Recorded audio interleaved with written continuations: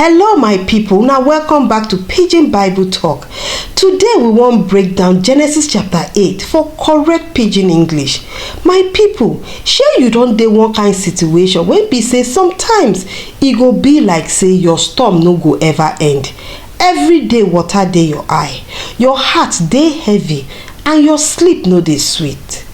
But my people, the same God wey close the sky fit open am again for your sake.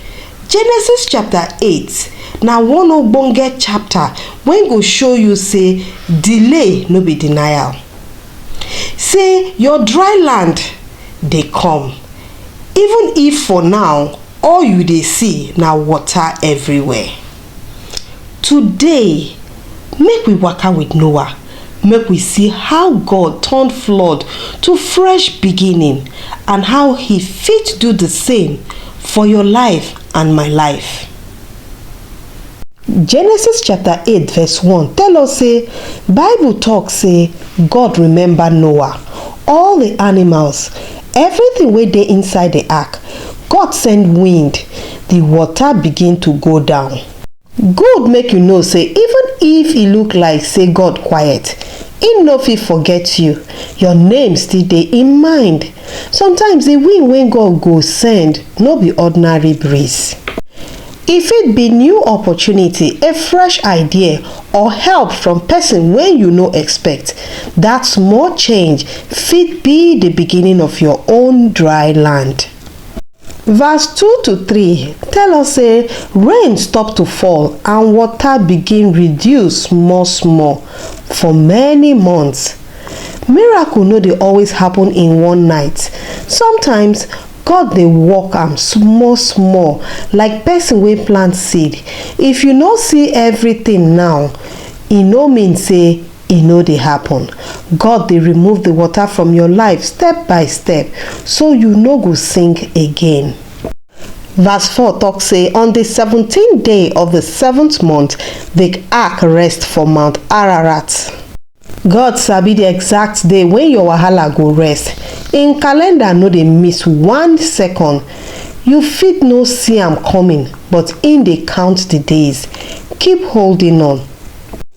Verse 5 until the 10th month water still dey reduce until mountain top show. Sometimes before the big testimony, God go first show you small sign. No throw away that small proof. Na hope wey you go hold until full miracle land. Verse 6 and 7 tell us say after 40 days Noah open ark window come send raven. E dey go and come until ground dry. This one dey teach us say before you take any big step, test the waters.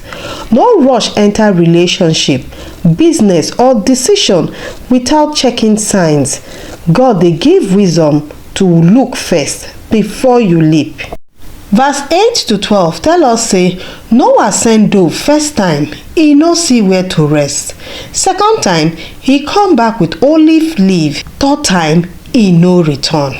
That olive leaf be like small light inside dark tunnel. E mean say new life don start. For your own life, God fit give you this small sign, a call back, a small payment and a kind word. E no be the full thing yet, but e mean say dry land dey close. Verse 13 to 14 talk say in Noah 601st year water dry, but Noah still wait until God talk say make e come out. Even if you see land, still wait for God's signal. Your eyes fit see dry land, but God know if ground still soft for your feet. Wait for him instruction. He fit save you from stepping too early. Verse 15 to 19 talk say God tell Noah, family, animals, come out, multiply and fill the earth. When God bring you out of storm, e no be for only you. Your freedom get assignment. Your survival support bless others. Na so God go use your story to give another person hope. Verse 20 tell us say Noah build altar, give sacrifice to God, and God smell and see say e sweet. Gratitude dey sweet God pass anything. No rush into the next step without saying thank you. Gratitude dey open door where prayer never touch. Verse 21 to 22 tell us say God promise say He no go curse ground again, and as long as earth dey, planting and harvest, cold and heat, summer and winter, day and night go continue. Dis na covenant, promise wey no dey break. Na assurance say seasons go change in your favor. Winter no dey last forever. Rain go stop, sun go shine again. Benefit of Genesis chapter 8 to man be say God no dey forget Im own people. Patience dey bring better result. God dey give sign before breakthrough. Gratitude dey open more blessings, and Im promise dey sure like day and night. Lessons wey we fit learn. Delay no mean abandonment. Wait for God timing even when e look right to move. Test every spirit opportunity before you commit. Always show gratitude before next move. Hope dey live for person wey trust God. My people, the rain no dey fall forever even if your ark dey float for middle of storm. God dey prepare the dry land for you. Hold on, trust in timing, and when Him say come out, step out with boldness. Share this word with person wey dey inside their own storm. Sometimes hope na the only rope wey person dey hold until rainbow show. Until next time, we go see for the next chapter. Now listen to answer some questions. Part 1. God remember Noah. Genesis chapter 8 verse 1 to 3. E get one thing wey dey sweet pass money, na when God remember you for middle of your storm. My people, you know say even inside big wahala, God no fit forget you. For Genesis chapter 8, Bible talk say God remember Noah and all the animals wey dey inside ark. Rain wey dey fall don stop and water begin to reduce.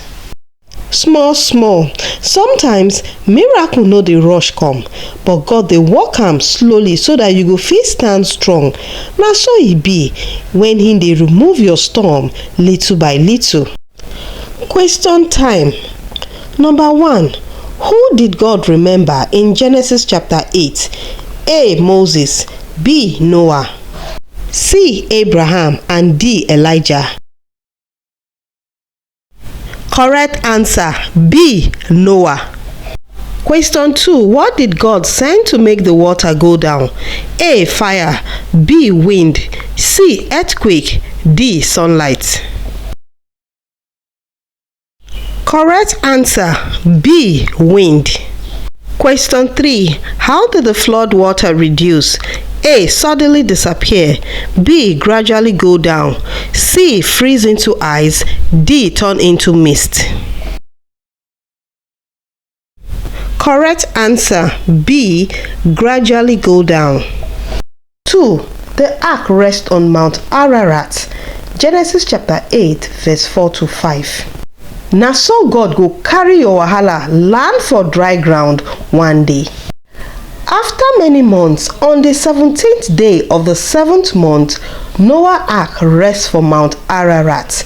But water still dey everywhere until the 10th month before mountain top begins show. This one teach us say God get exact day for your relief even when e no dey show now. In calendar dey sure, your own Mount Ararat dey come. Just hold on. Question time. Where did Noah's ark rest? A. Mount Sinai, B. Mount Ararat, C. Mount Zion, D. Mount Carmel.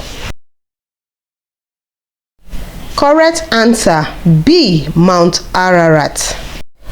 Question 2. Which month did the mountain top appear? A. 2nd month, B. 5th month, C. 10th month, D. 12th month. Correct answer, C. 10th month. Question 3. What does Mount Ararat represent in the lesson? A. End of the flood. B. Start of rain. C. Building the ark. D. Planting season. Correct answer. End of the flood. Part 3. Raven and Dove Test.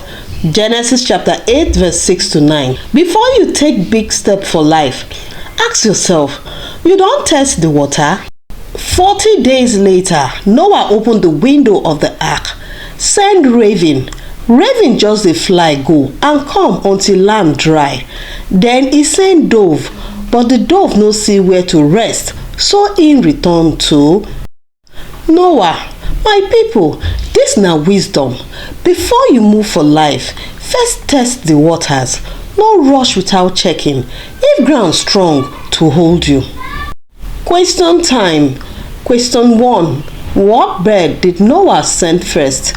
A. Dove. B. Eagle. C. Raven. D. Parrot. Correct answer. C. Raven. Question 2. Why did the dove return to Noah the first time? A. It was tired. B. No dry place to rest. C. It saw flood. D. It was lost. Correct answer. B. No dry land to rest. Question 3. What is the lesson from Noah sending the birds? A. Test the grounds before acting. B. Always feed birds. C. Keep animals safe. D. Trust the raven. Correct answer. A. Test the waters before acting. Part 5. God say, come out. Genesis chapter 8, 13 to 19. Not be every open door you see you suppose enter. Wait for God instruction. For Noah's 601st year, the flood water dry, but Noah no come out until God talk say, come out, him and him family plus all animals waka comot.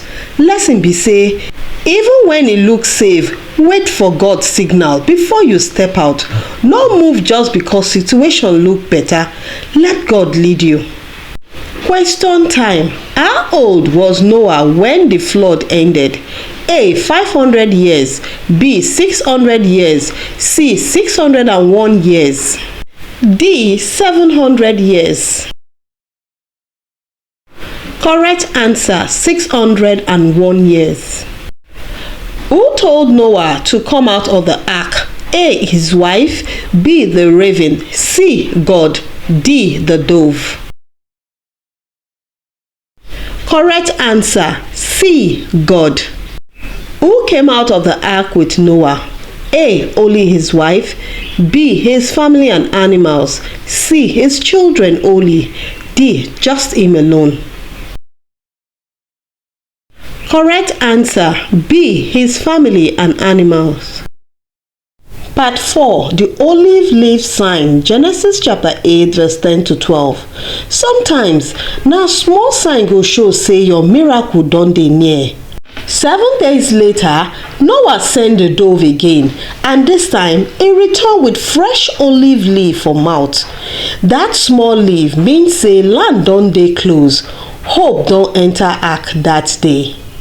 My people, sometimes God go give you small sign say your miracle dey near.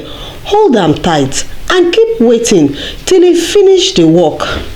Question time. Number 1. What did the dove bring back to Noah? A twig. B. An olive leaf. C. A flower. D. A feather. Correct answer. B. An olive leaf. 2. What did the olive leaf mean? A. Flood getting worse. B. Land was near. C. Animals leaving ark.